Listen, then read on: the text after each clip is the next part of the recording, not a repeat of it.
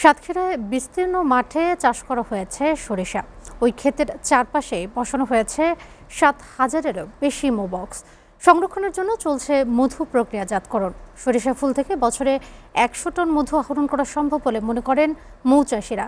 সংশ্লিষ্টরা বলছে, দেশের চাহিদা মিটিয়ে বিদেশে রপ্তানি করতে পারলে এই খাত থেকে প্রচুর বৈদেশিক মুদ্রা অর্জন করা সম্ভব।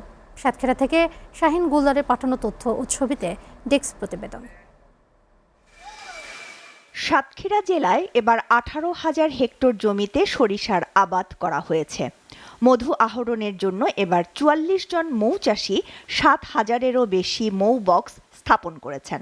আবহাওয়া অনুকূলে থাকলে সরিষা ফুল থেকে ১০০ টন মধু আহরণ সম্ভব বলে মনে করেন মৌচাষীরা। আমরা এখানে ভালো পিওর মধু নিতে আসছি। এখানে আপনার এই জায়গাতে মধু সংগ্রহ আছে, আমরা নিজে খাই টেস্ট করে নিচ্ছি, এবং সরিষার মধু এবং ভালো মধু, পিওর মধু। আর এখানে লাভবান জনটা অনেক ভালো, যেহেতু এই ব্যবসার দিকে আসা আমার। এবছর গত বছর তুলনায় এবছর মধুর রেট বেশি। যেমন আমরা পাইকারি রেট বেশি, প্রায় পাইকারি ১২ থেকে ১৩,০০০ টাকা, ১৪,০০০ টাকা মন বিক্রি করতেছি। আর আপনার লুজ বিক্রি করতেছি ৪০০ টাকা, ৪৫০ টাকা কেজি। আমরা সব ধরনের মধু খাওয়া হয়েছে, এখনও সরিষার মধু, ফুলের মধু খাওয়া হয়নি। তাই এখানে সরিষার ফুলের মধু খুব সুস্বাদু, তাই এখানে আইসি সরিষার ফুলের মধু নেওয়ার জন্য। চলতি বছর মধুর উৎপাদন কম হলেও বিক্রি হচ্ছে বেশি দামেই।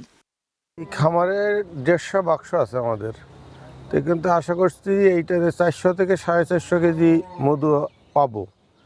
তো এবছর আবহাওয়ার কারণে মধুর উৎপাদন কম, মার্কেটের দামও বেশি আছে। তো আমরা প্রয়োজন অনুযায়ী, মানুষের চাহিদা অনুযায়ী মাল সাপ্লাই দিতে পারতেছি না। যেভাবে মাল আশা করছে এরকম হচ্ছে না। সরিষা চাষের পাশাপাশি মৌবক্স দিয়ে মধু উৎপাদন করা হচ্ছে বলে জানান মৌচাষী সমিতির সভাপতি।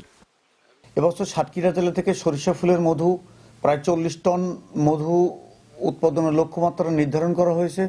আবহাওয়া ভালো থাকলে উৎপাদন আরও বেশি হবে বলে আমরা আশাবাদী, এবং মৌচাষী, সরিষা চাষী উভয় লাভবান হবে। এবছর সরিষা ফুল থেকে ৭০,০০০ কেজি মধু উৎপাদন হবে বলে জানান কৃষি বিভাগ। এ পর্যন্ত ৪৪ জন কৃষক মৌ বক্স বসিয়েছেন, যার পরিমাণ ৭,১০০। ইতিমধ্যে তারা মধু সংগ্রহ করেছে ২,৩০০ কেজি, এবং এখন প্রতিদিনই তাদের এই উৎপাদন দিন দিন বেড়ে যাবে। আমরা আশা করছি ৭০,০০০ কেজি তথা ৭০ মেট্রিক টন আমরা উৎপাদন করতে পারব।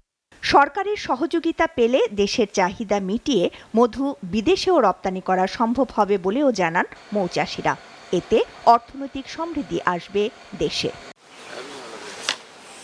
SATV news desk.